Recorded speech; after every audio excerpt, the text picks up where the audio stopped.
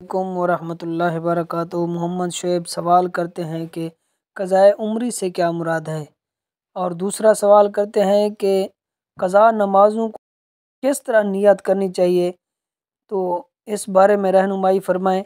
और तीसरा सवाल करते हैं कि एक दिन में कितनी रकातें पढ़नी चाहिए और कितनी रकातें बनती हैं एक दिन में क़ज़ा करने की, तो इस बारे में रहनुमाई फरमाएं।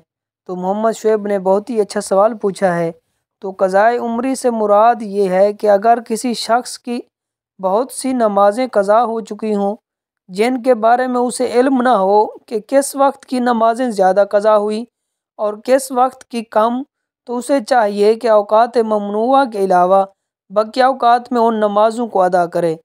इसलिए ज़रूरी है कि नवाफ़िल और सुन्नतों की बजाय सिर्फ़ फ़र्ज़ रकातें अदा करे।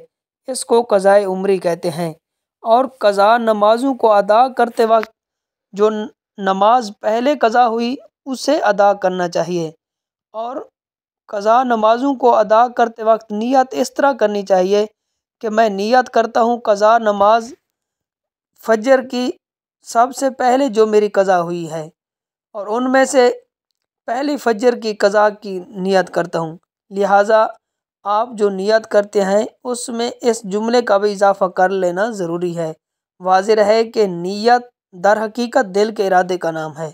ज़बान से नियत करना ज़रूरी नहीं, अलबत्ता ज़बान से भी अल्फाज अदा कर लेना ये बेहतर है। तो तीसरा सवाल उनका ये था कि एक दिन में कितनी रकातें बनती हैं।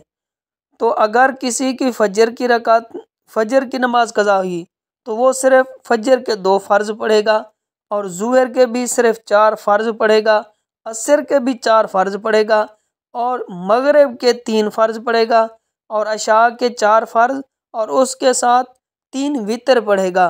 तो इस तरह एक दिन में 20 रकातें बनती हैं कि जिसकी नमाज़ें क़ज़ा हो गई हैं और उसको याद भी नहीं कि मेरी कितनी नमाज़ें क़ज़ा हो गई हैं, तो वो एक दिन में 20 रकातों का अंदाज़ा लगाए और जितनी साल उसकी नमाज़ें क़ज़ा हुई हैं तो उनको रोज़ाना एक दिन में 20 रकातों के साथ उनको अकाउंट करे, जमा करे, तो उनके मुताबिक गिनती करे कि उसकी कितनी नमाज़ें रह गई हैं, तो उनको क़ज़ा करे।